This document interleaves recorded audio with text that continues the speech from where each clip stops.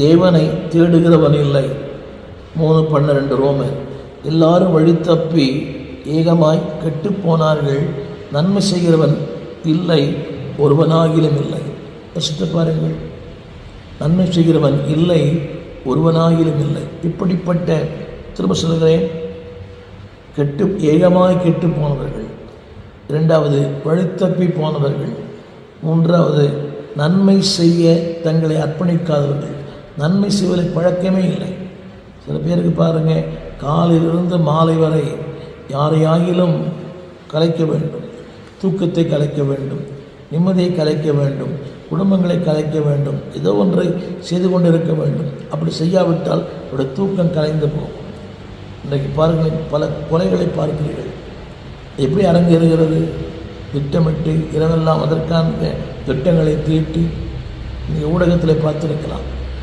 2 ஆண்டுகள் 3 ஆண்டுகள் அவனை கண்காணித்து பின்பற்றி பாருங்கள், ஒரு தவறை செய்வதற்கு எத்தனை நீண்டகால திட்டங்கள் சிறைச்சாலைக்குள்ளே தீட்டப்படுகிறது சொல்கிறார். அவனுடைய மூமெண்ட்ஸ் இப்படி தான் திட்டம் தீட்டுறாங்க. ஒரு தீமையை பண்ணுவதற்கு 1000 திட்டங்கள், தீர்மானங்கள். ஒரு நன்மை செய்வதற்கு திட்டங்கள் இல்லை, தீர்மானங்கள் இல்லை. என்னை கேட்டுக்கொண்டிருக்கிற அன்பு தெய்வ பிள்ளைகளே, வாழ்க்கை குறுகினது.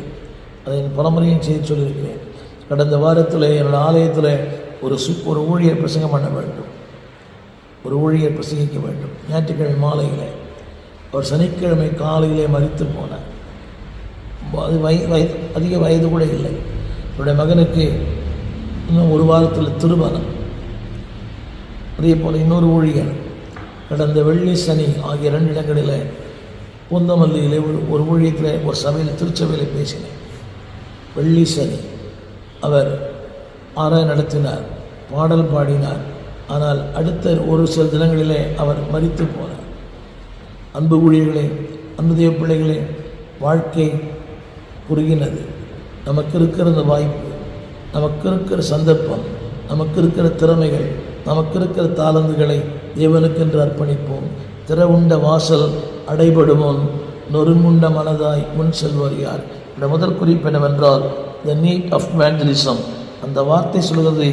ஏன் சுவிசேஷம் அவசியம் என்றால், நான் சொன்னேனே, நீதிமான் ஒருவனும் இல்லை. அப்படியானால் ஒரு பாவியை நீதிமான் ஆக்குவது சுவிசேஷம். அது மட்டுமல்ல, உணர்வற்றவனை உணர்வுள்ளவனாய் மாற்றுவது சுவிசேஷம். வழித்தப்பி போனவனை சரியான வழியிலே காட்டுவ சுவிசேஷம். இன்றைக்கு தத்துவங்கள் ஏராளம், சித்தாந்தங்கள் ஏராளம், கட்டுக்கதைகள் ஏராளம்.